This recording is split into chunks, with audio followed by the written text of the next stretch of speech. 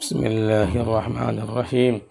اللہ کے نام سے شروع کرتا ہوں جو بڑا مہربان نہایت رحم کرنے والا ہے۔ محترم سامعین کرام، آج کی یہ ویڈیو سورۃ الفاتحہ کے ترجمہ اور تفسیر پر ہے، لہذا آپ سے گزارش ہے کہ ویڈیو کا آخر تک دیکھیں اور دوسروں تک شیئر کریں۔ محترم سامعین کرام، سورۃ الفاتحہ قرآن مجید کی پہلی سورت ہے جو مکی ہے اور اس میں 7 آیات ہیں۔ یہ قرآن کا خلاصہ، مقدمہ اور بنیاد ہے، اس لیے اسے ام القرآن، ام الکتاب، سبع المثانی یعنی 7 بار پڑھی جانے والی آیات، فاتحۃ الکتاب یعنی کتاب کھولنے والی سورۃ الحمد، سورۃ الشفا، سورۃ الدعا اور دیگر کئی ناموں سے پکارا جاتا ہے۔ نبی صلی اللہ علیہ وسلم نے فرمایا، اللہ تعالیٰ نے تورات، انجیل، زبور اور قرآن میں اس جیسی کئی صورت نازل نہیں کی۔ یہ سب سبع مثانی اور قرآن عظیم ہے جو مجھے اور عطا کیا گیا ہے۔ یہ صورت نماز کے رکعات میں پڑھی جاتی ہے، بغیر اس کے نماز نہیں ہوتی۔ یہ اللہ کے حمد، اس کی صفات، عبادت کی توحید اور سیدھے راستے کی دعا پر مشتمل ہے۔ آئیے آیت بآیت تفسیر دیکھیے، جیسے ابن کثیر، مودودی، جوناگری اور دیگر کی روشنی میں۔ بسم اللہ الرحمن الرحیم۔ ترجمہ اللہ کے نام سے شروع کرتا ہوں جو بڑا مہربان نہایت رحم والا ہے۔ تفسیر: یہ ہر اچھے کام کی ابتدا اللہ کے نام سے کرنے کی تلقین ہے۔ بسم اللہ میں محذوف ہے، ابداً یعنی شروع کرتا ہوں۔ یہ برکت، حفاظت اور توفیق کا ذریعہ ہے۔ اللہ کا ذاتی نام جو تمام کمالات کا مالک ہے۔ الرحمن، دنیا میں عام رحمت یعنی مومن کافر سب کو رزق، صحت وغیرہ دیتا ہے۔ الرحیم، آخرت میں خاص رحمت صرف مومنوں کے لیے۔ علماء کے نزدیک یہ فاتحہ کی پہلی آیات ہے۔ کوفی قاریوں کا قول راجح: الحمدللہ رب العالمین۔ ترجمہ: سب تعریف اللہ ہی کے لیے ہے جو تمام جہانوں کا رب ہے۔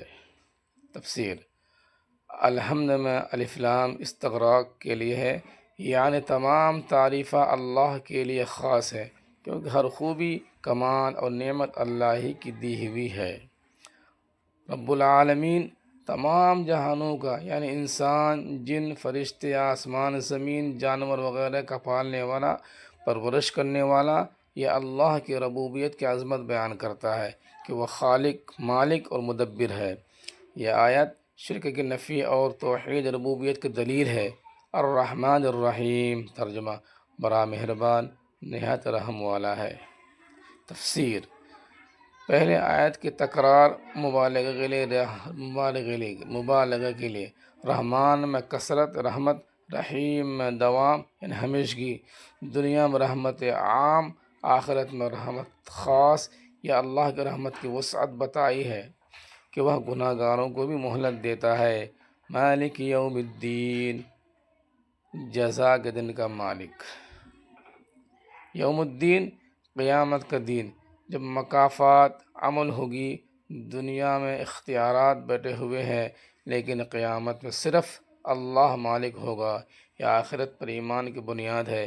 انسان کو یاد دلاتا ہے کہ اعمال کا حساب ہوگا، جو خوف اور امید پیدا کرتا ہے۔ ایاک نعبد و ایاک نستعین، ہم تیری ہی عبادت کرتے ہیں اور تجھ ہی سے مدد مانگتے ہیں۔ تفسیر: ایاک سے اختصاص یعنی عبادت اور مدد صرف اللہ ہی سے ہے۔ نعبد، عبادت میں ہی کمال محبت، خوف اور عاجزی، شرک کی نفی۔ نستعین، ہر کام میں اللہ کی مدد مانگنا، توکل کی بنیاد۔ یہ توحید عبادت کی دلیل ہے۔ حدیث قدسی میں اللہ فرماتا ہے، نماز کو میرے اور بندے کے درمیان تقسیم کیا، نصف میری حمد، نصف بندے کی دعا۔ اہدنا الصراط المستقیم، ہمیں سیدھے راستہ دکھا۔ تفسیر: صراط مستقیم اسلام کا راستہ، جو نہ یہودی کی طرح غلو ہے، نہ نصارہ کی طرح تفریط کا۔ ہدایت کی دعا، کیونکہ انسان خود گمراہ ہو سکتا ہے۔ یہ قرآن کی پوری ہدایت کی دعا ہے۔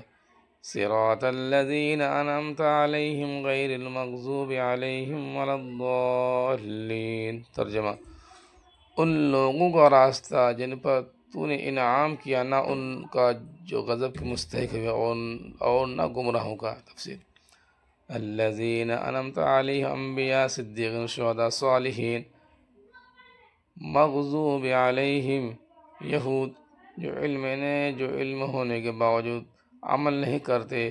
ضالین، نصارہ، جو جہالت سے گمراہ ہوئے۔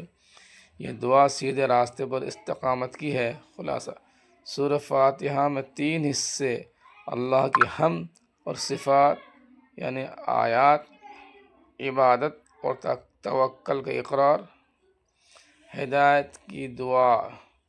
اس صورت پڑھنے سے ہر مریض کی شفا، حفاظت اور برکت ملتی ہے۔